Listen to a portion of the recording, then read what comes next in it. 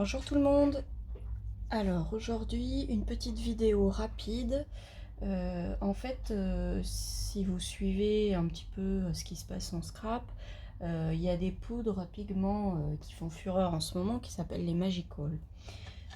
Moi j'en ai pas, par contre j'ai une multitude de choses à la maison et je me suis dit que potentiellement je pouvais essayer d'avoir un peu le même rendu. Pour expliquer, les poudres Magical, ce sont des poudres de pigments de couleur qui sont irisées. Moi, dans mon matériel à la maison, j'ai des poudres Brucho, ce qu'on appelle, j'en ai de différentes couleurs. Par contre, c'est pareil, hein, ce sont des pigments assez intenses qui se diffusent dans de l'eau. Par contre, la colorisation est mate. Donc pour avoir les teintes irisées, l'intérêt c'est de pouvoir ajouter du mica. Donc les poudres de mica, ce sont des petites poudres que j'avais du temps où je faisais beaucoup de fimo, de pâte fimo, etc. et qu'il me restait encore. Donc là j'ai du perlex or, j'en ai une couleur bronze et couleur argent. Et donc je me suis dit pourquoi pas essayer d'obtenir un peu le rendu irisé. Faisons un test en mélangeant du mica dans mes brochos et on va voir ce que ça donne. Donc voilà ce que je vous propose aujourd'hui. Alors pour ce faire, je vais attraper mon pinceau qui va bien. Voilà. Donc le pinceau, mon petit spray à réservoir d'eau. Mon assiette collector pour faire mon petit mélange. Alors, cette assiette-là, elle a pas loin d'une vingtaine d'années maintenant, puisqu'elle appartenait à ma fille étant petite. Donc voilà, alors on va y aller. Donc là, alors vous voyez, les poudres sont vraiment très pigmentées. Il n'y en a pas besoin de beaucoup. C'est vraiment ça, ces pots-là, ça fait déjà un petit moment que je les ai. Et vous voyez que ils sont pleins et pourtant Dieu sait que j'aime bien les utiliser. Bon là c'est vrai que ça faisait un petit moment, j'étais plus sur de l'aquarelle donc j'utilisais un peu moins, mais quand même. Alors hop, donc là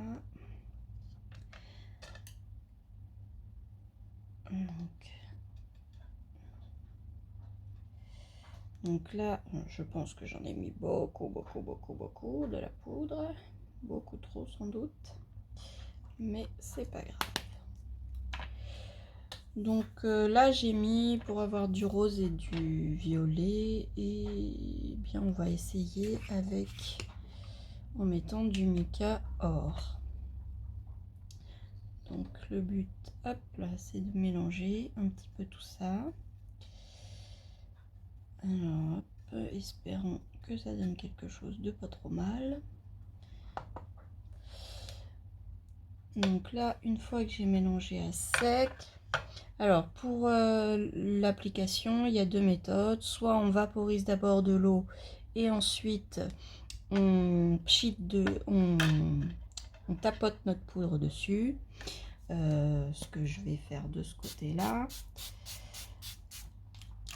Soit on tapote d'abord l'encre et ensuite on pchit. Donc vous voyez, il n'y a pas besoin d'en mettre de trop. Ça diffuse tout de suite beaucoup. Donc là on voit, alors je pense que vous n'allez pas voir le rendu comme ça à la caméra parce que d'autant plus que là pour le moment c'est encore humide.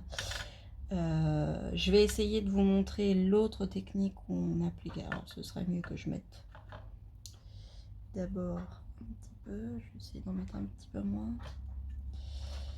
Hop.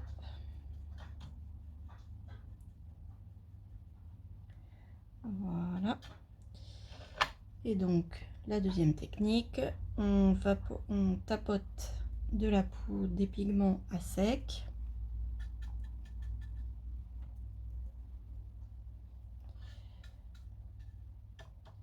Alors si mon pinceau, voilà.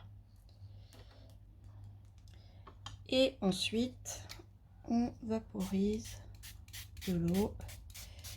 Et le but étant de...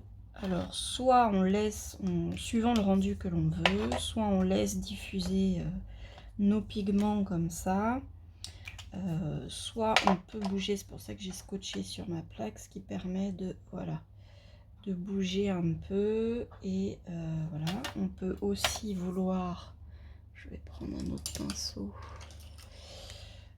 vouloir les faire se rencontrer et se mélanger.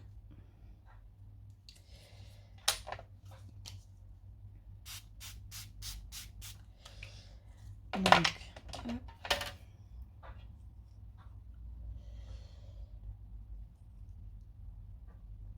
Donc on joue bien, on peut venir en remettre là où on veut.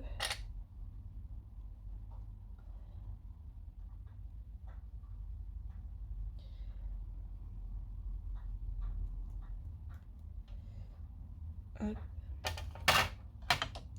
Voilà. Donc là, l'intérêt des pigments, c'est en fait,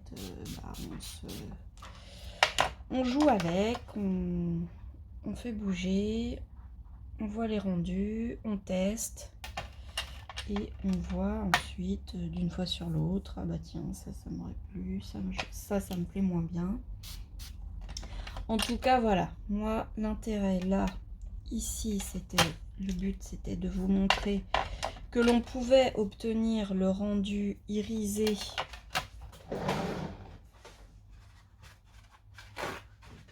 en ajoutant de la poudre de mica. Donc là, étant donné que c'est encore humide, vous n'allez peut-être pas bien voir. C'est peut-être plus visible ici. Là, vous voyez, on a le côté un peu... J'essaye de bouger un peu. Je sais pas si vous allez bien voir, mais on l'a aussi par là. Donc là, c'est encore humide. Mais quand même, j'ai fait aussi un test avec de la poudre de mica argentée. Et vous voyez là, le côté irisé ressort bien. Là, mon papier est bien sec. Et je trouve ça super joli.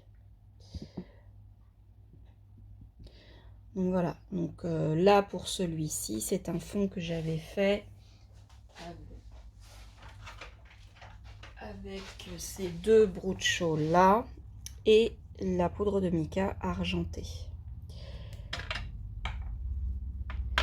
Donc voilà, comme quoi, alors certes, ça ne remplace pas les Magical, loin de, je ne pense pas. Néanmoins, ça permet d'avoir un effet qui s'en approche avec le matériel que l'on a à la maison, ce qui nous évite de racheter encore. Donc, il n'y a pas de petites économies, donc voilà. Maintenant, je vais travailler une petite carte avec ce fond. Et puis, je reviendrai vers vous pour vous la montrer. Au revoir!